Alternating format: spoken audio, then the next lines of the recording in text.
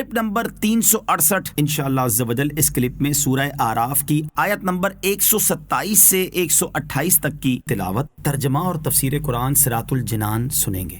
بسم اللہ الرحمن الرحیم۔ اللہ کے نام سے شروع جو نہایت مہربان رحمت والا ہے۔ وقال الملأ من قوم فرعون أتذر موسى وقومه ليفسدوا في الأرض ويذرك وآلهتك قال سنقتل أبناءهم ونستحيي نساءهم وَإِنَّا فَوْقَهُمْ قَاهِرُونَ۔ ترجمہ: اور قوم فرعون کے سردار بولے، کیا تو موسیٰ اور اس کی قوم کو اس لیے چھوڑ دے گا تاکہ وہ زمین میں فساد پھیلائیں، اور وہ موسیٰ تجھے اور تیرے مقرر کیے ہوئے معبودوں کو چھوڑے رکھے؟ فرعون نے کہا، اب ہم ان کے بیٹوں کو قتل کریں گے اور ان کی بیٹیاں زندہ رکھیں گے، اور بے شک ہم ان پر غالب ہیں۔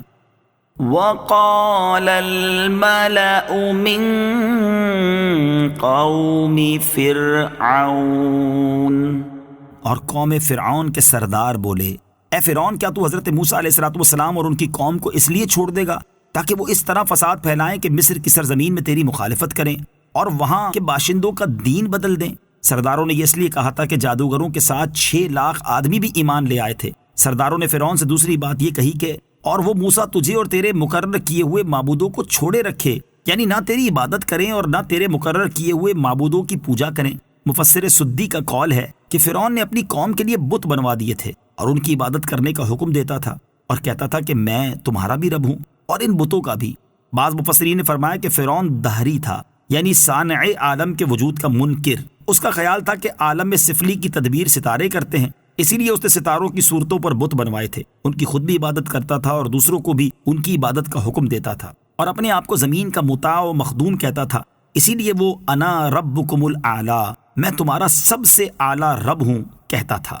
قال سنقتل ابناءهم، فرعون نے کہا، اب ہم ان کے بیٹوں کو قتل کریں گے۔ فرعون کی قوم کے سرداروں نے فرعون سے جو یہ کہا تھا کہ کیا تو موسیٰ اور اس کی قوم کو اس لیے چھوڑ دے گا تاکہ وہ زمین میں فساد پھیلائیں، اس سے ان کا مطلب فرعون کو حضرت موسیٰ علیہ السلام اور آپ کی قوم کے قتل پر ابھارنا تھا۔ جب انہوں نے ایسا کیا تو حضرت موسیٰ علیہ السلام نے ان کو نزول عذاب کا خوف دلایا۔ فرعون اپنی قوم کی خواہش پوری کرنے پر قدرت نہیں رکھتا تھا، کیونکہ وہ حضرت موسیٰ علیہ السلام کے معجزے کی قوت سے مرعوب ہو چکا تھا۔ اسی لیے اس نے اپنی قوم سے یہ کہا کہ ہم بنی اسرائیل کے لڑکوں کو قتل کریں گے اور لڑکیوں کو چھوڑ دیں گے۔ اس سے اس کا مطلب یہ تھا کہ اس طرح حضرت موسیٰ علیہ السلام کی قوم کی تعداد گھٹا کر ان کی قوت کم کریں گے۔ مزید یہ کہ عوام میں اپنا بھرم رکھنے کے لیے یہ بھی کہہ دیا کہ ہم بے شک ان پر غالب ہیں۔ اس سے اس کا مقصود یہ تھا کہ عوام کو پتہ چل جائے کہ اس نے حضرت موسیٰ علیہ السلام اور ان کی قوم کو کسی عجز یا خوف کی وجہ سے نہیں چھوڑا، بلکہ وہ جب چاہے انہیں پکڑ سکتا ہے۔ یہ بات وہ اپنے منہ سے کہتا تھا، جبکہ فرعون کا حال یہ تھا کہ اس کا دل حضرت موسیٰ علیہ السلام کے روب میں بھرا پڑا تھا۔ قال موسى لقومه استعينوا بالله واصبروا إن الأرض لله يورثها من يشاء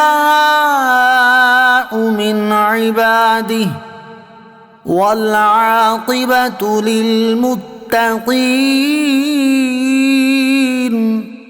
ترجمہ: موسیٰ نے اپنی قوم سے فرمایا، اللہ سے مدد طلب کرو اور صبر کرو، بے شک زمین کا مالک اللہ ہے، وہ اپنے بندوں میں جسے چاہتا ہے وارث بنا دیتا ہے، اور اچھا انجام پرہیزگاروں کے لیے ہی ہے۔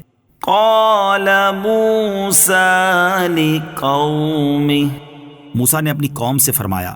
فرعون کے اس قول کہ ہم بنی اسرائیل کے لڑکوں کو قتل کریں گے کی وجہ سے بنی اسرائیل میں کچھ پریشانی پیدا ہو گئی، اور انہوں نے حضرت موسیٰ علیہ السلام سے اس کی شکایت کی۔ اس کے جواب میں حضرت موسیٰ علیہ السلام نے اپنی قوم کو تسلی دیتے ہوئے فرمایا، اللہ عز و جل سے مدد طلب کرو، وہ تمہیں کافی ہے، اور آنے والی مصیبتوں اور بلاؤں سے گھبراؤ نہیں، بلکہ ان پر صبر کرو۔ بے شک زمین کا مالک اللہ عز و جل ہے، اور زمین مصر بھی اس میں داخل ہے، وہ اپنے بندوں میں جسے چاہتا ہے وارث بنا دیتا ہے۔ یہ فرما کر حضرت موسیٰ علیہ السلام نے بنی اسرائیل کو توقع دلائی کہ فرعون اور اس کی قوم ہلاک ہوگی اور بنی اسرائیل ان کی زمینوں اور شہروں کے مالک ہوں گے، اور انہیں بشارت دیتے ہوئے فرمایا اچھا انجام پرہیزگاروں کے لیے ہی ہے۔